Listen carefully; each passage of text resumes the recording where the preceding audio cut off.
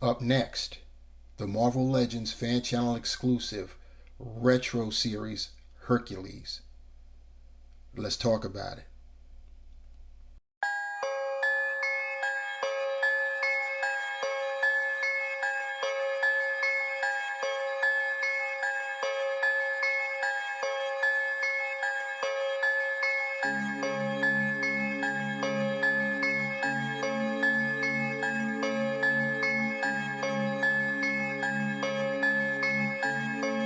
MBB on the track.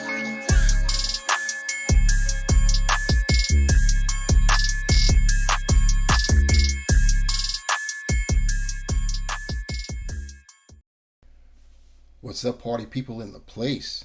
I am the Ruckus, and these are my toys.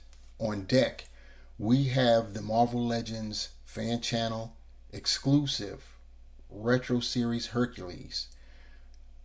As you can see, he comes in the standard, I like to call it the Avengers deco as far as the packaging is concerned. Fantastic Four, they have their own. Spider-Man has his own. The X-Men have their own, both for the heroes and the villains. And anything that hasn't been Spider-Man related or mutant related, or now most recently Fantastic Four related, has turned up on with this card on the back, even if they weren't affiliated with the Avengers, like the Punisher and what have you. And even in the beginning, they did have some mutants when they first started the retro series line. Anyhow, enough about that. We're talking about Hercules right now. As you could see, as I already stated, he comes in the retro style packaging. You've got Hercules up there at the top. You can clearly see the figure in the window and all of his accessories. You see he comes with a second head sculpt, another set of hands, closed fists in this case, and a golden mace. There are no sides, so I don't have to worry about that. So turn to the back and you can see that he has more artwork. Also, Hercules is emblazoned there, and he does have a small bio which reads, "The hero of Olympus, Hercules uses his mythic strength to prove he is worthy of immortality." Alright.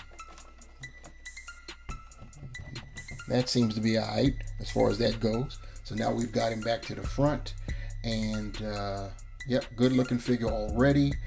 But let's see how he looks outside of the packaging, shall we? So here we have Hercules out of the packaging, and it's definitely a dope figure. It's essentially the same as the first offering that we received a couple years ago. The differences are mainly in the lower torso. It's got different legs. The first version, which was the more modern take on Hercules, he actually had on trousers and boots, whereas here he's got bare legs and sandaled feet. I think they're called chocolates. Somebody correct me. I believe that's what they're called. But that's basically the difference. Also, he actually has painted hair on his chest and arms, so you've got that. I believe the wristbands are different as well, and the portraits are different. He's got a different headband piece than on the first version, and obviously this is a more classic. I call it it's really, everybody has been saying this is a classic look for Hercules, but it's more of an intermediate look. His true classic look was portrayed in the Dark Days of Hasbro, the first Hercules offering. That was his true classic costume. That's the costume that he was introduced into the Marvel Universe in, and maintained that costume, never really deviated. I don't think he may have changed once or twice in the 70s. I can't really recall, But for the most part, this look didn't happen until I believe the late 80s, early 90s. And then he actually modified the look. He started wearing pants when he rejoined the Avengers. He still kept the top, the chest piece, and but he wore pants and he was clean shaven. So he's got a few different looks. They could actually change up. I wouldn't be surprised if Hasbro just they'll do what I just mentioned about the first offering with the pants, and they'll just put that on and connect that up to the upper torso of this version, and just break them off with a clean shaven head sculpt. It's a way to cheap out, but and I'd have to look at some of the older books to see if the pants and the boots would match what he was wearing back then in the 90s. And he wore that when everybody else on the team, Black Widow, Black Knight, Crystal, they were all wearing those 90s jackets, like how one of our past Black Widow figures was shown. But enough about that. A little bit about Hercules himself. Hercules first appeared back in 1965 in Journey into Mystery Annual 1, which by any other name would have been called Thor Annual Number 1. Thor was in the Journey into Mystery comics back then, and it eventually transformed into the Mighty Thor as the Journey into Mystery title was dropped. They did that a lot back then with comics. A lot of comics were anthology themed. You know, they'd have multiple stories within their pages within one book. And Marvel, prior to the Fantastic Four coming out, they had a few anthology series: Journey to Mystery, Tales of Suspense, Astonishing Tales. The list goes on. A lot of the heroes started out in those books. There were all kinds of other stories, a lot of horror stories and stuff, and then they eventually evolved into the comics, and the rest, as they say, is history with that. But anyway, back to Hercules. That was his first appearance, Journey into Mystery Annual 1.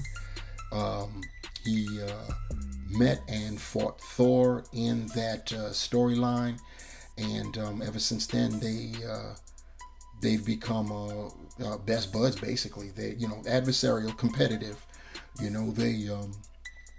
They both think that one is stronger than the other, and vice versa. And but it's friendly, competitive. And if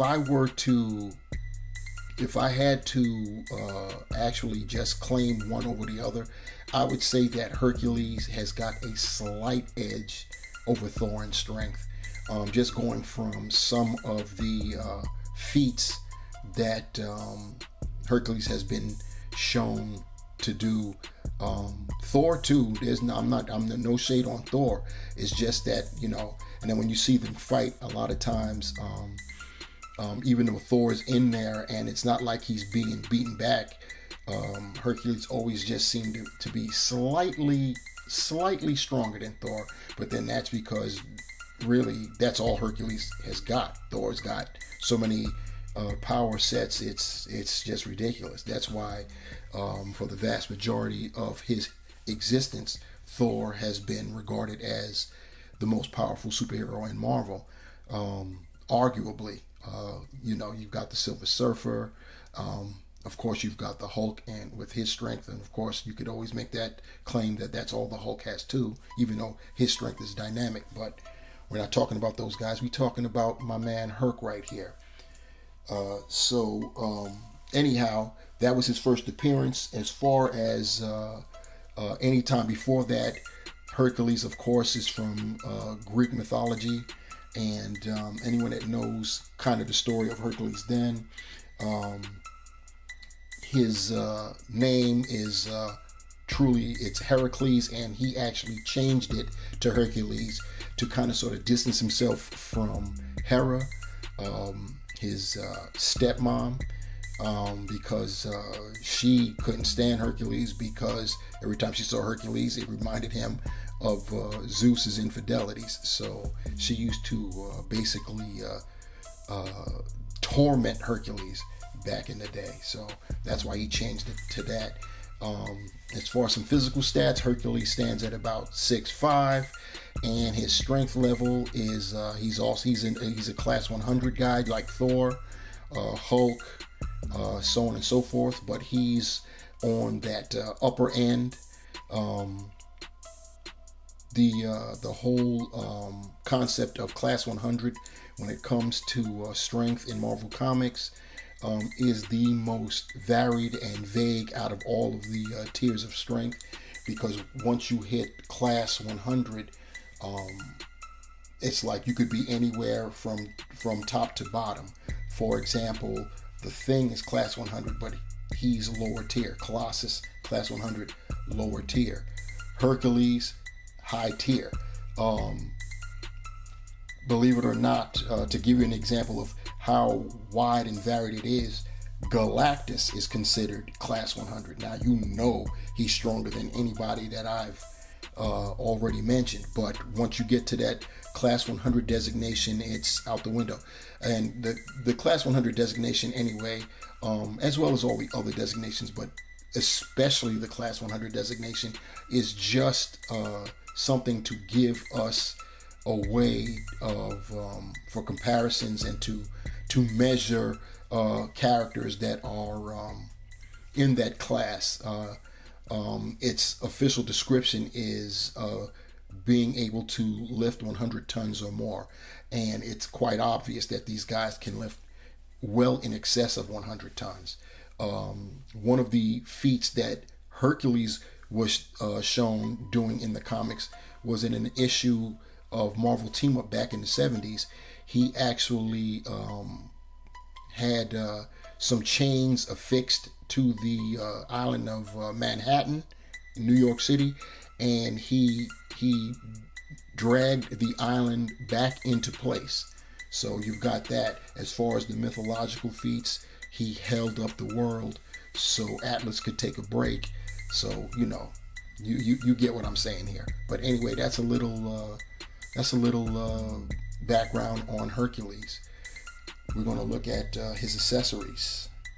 So Hercules comes with an additional set of hands. These are closed-fisted hands, which is always great when you're dealing with a strong guy. He also comes with an additional head sculpt.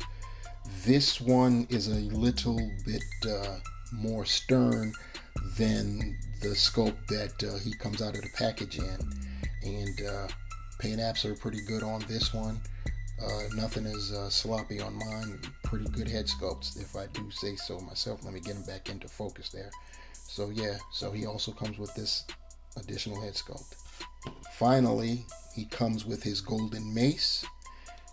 Some background on the mace. It's made out of the mythological metal known as adamantine. Not adamantium, adamantine. It's basically magical, and it's indestructible. It's on par in terms of durability with Thor's hammer. It's not enchanted, but it's every bit as durable. So pretty nice accessory right there. Taking a look at Hercules' articulation. Is it Hercules or Hercules's? Anyway,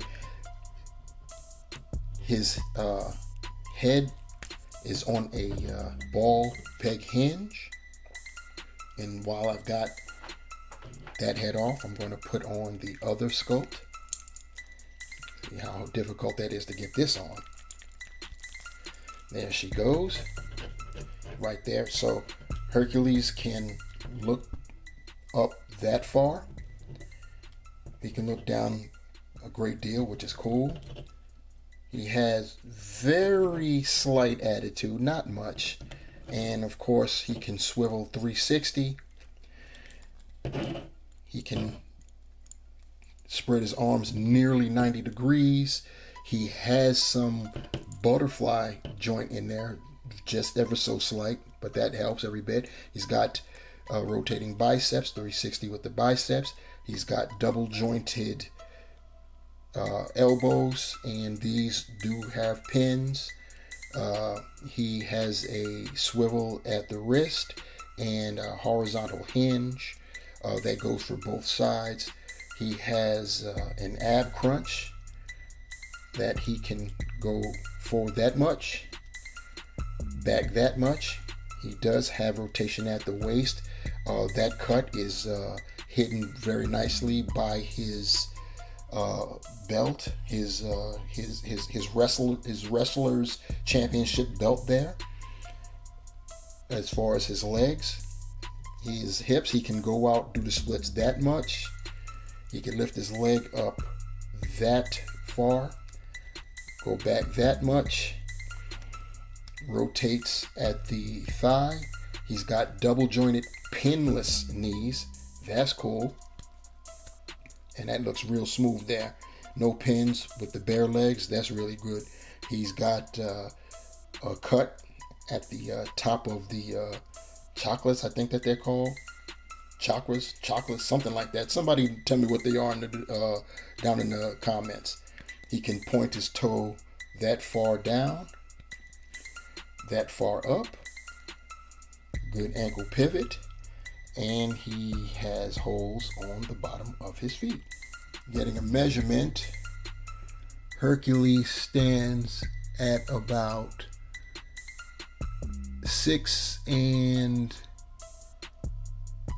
a little more than 6.5 inches, and that translates into about just under 17 centimeters. Taking a look at some of the paint apps there. See if I can get him to focus in. There we go. This is his other head sculpt, the one with the more stern look, angry kind of look.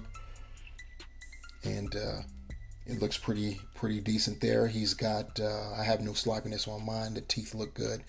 And the beard looks great.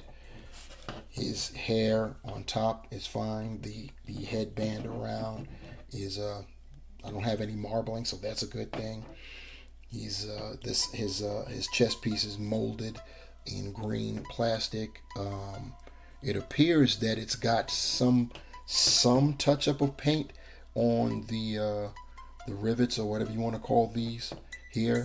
The funny thing is, it doesn't extend to the back. See that's just plain right there. It's really subtle, but you can tell that these are a little bit more radiant in the front than they are in the back. What's great is he's got his chest hair is painted both on his chest, his arms. Go back there so you can see it.